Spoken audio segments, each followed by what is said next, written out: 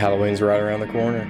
Guess that means I'm making a video about Halloween. Whoop, nope, sorry. Scream. I'm making a video about Scream. That's right, kids. The movie that everyone has talked about way too many times is getting talked about again.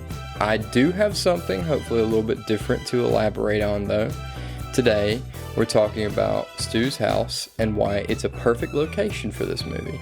Yeah, I know, people have talked about the house as part of bigger points and bigger videos, but I wanted to focus on it as a location and as its own aspect of the film. So let's do that.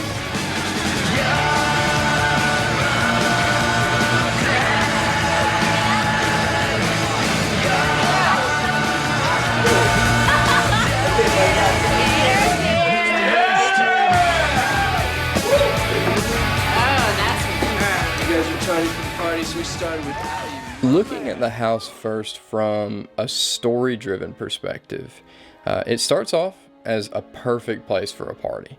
When I was a teenager, I know it was my dream to be invited to a party like this at a house like this, because it just has plenty of room and it feels like it was built for the sole purpose to entertain other people.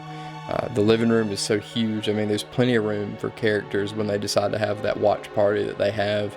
And there's a massive kitchen for like snacks. And then there's rooms to do other things. Absolute Disney World for a teenager. My point is that this had to have helped the actors get into character. Okay?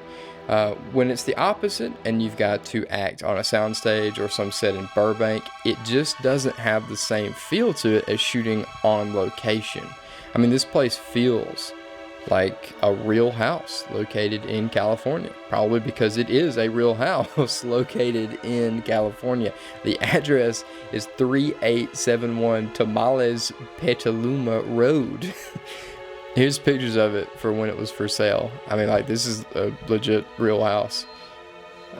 I would have loved to act it here. I think that it must have given, these actors just this encapsulating feeling to this story.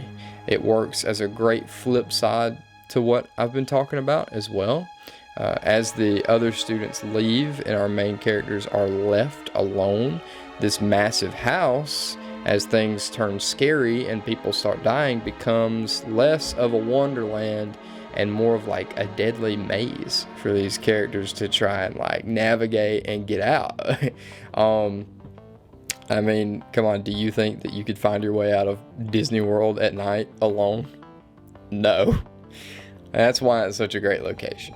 And that's also why I think that in the context of the story, it's so smart for Billy and Stu to have their last hurrah here at this place due to these sort of like disorienting details that we've been talking about.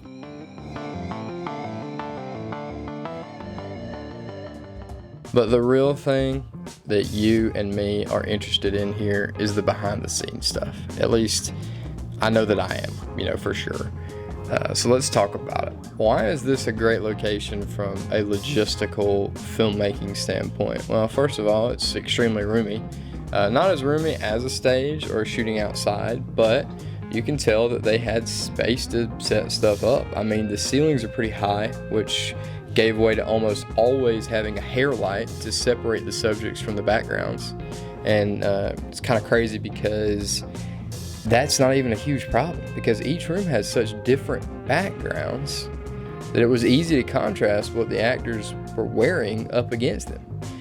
Now, my one thing is, like, Billy does wear a white top and he is in a kitchen with a lot of white, but most of his shots were close-ups or like a variation of a close-up. So his brown hair worked perfectly for contrasting there.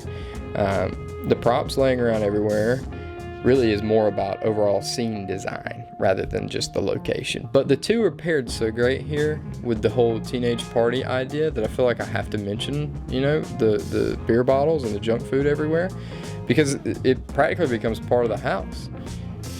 And it's so great from a creative, like, wanting the audience to feel at home standpoint, and then, just to refer back a second ago, making the actors feel that way too. Now, sound design was probably really simple but effective here. The stairs, the doors, the phone, these are all regular house noises, you know, but they're utilized to create this uneasy feeling and, you know, create this horror. And even though practically there was plenty of room, the hallways and rooms feel claustrophobic because of the lens choices, and therefore give this like 12 angry men effect on our characters who are just trying to get out of this maze. So these are the things that I don't feel like have been touched on enough, particularly in this format on YouTube. So I'm glad I was able to do it. If you have seen a video on Stu's house already, please let me know in the comments, because I'd love to give it a watch. It's elements like this that, you know, as a moviegoer, you don't necessarily understand why things work so well. But then as a theorist or as a critic, you know, when you get into movies a little bit deeper, you begin to dissect these things and appreciate, you know, the films that you love even more. So thanks for watching. Bye. Hi, this is Gail Weathers with an exclusive eyewitness account of this amazing breaking story. Several more local teens are dead, bringing to an end the harrowing mystery of the mass killings that has terrified this peaceful community, like the plot of some scary movie. It all began with a scream over 911 and ended in a bloodbath that has rocked the town of Woodsboro. All played out here in this peaceful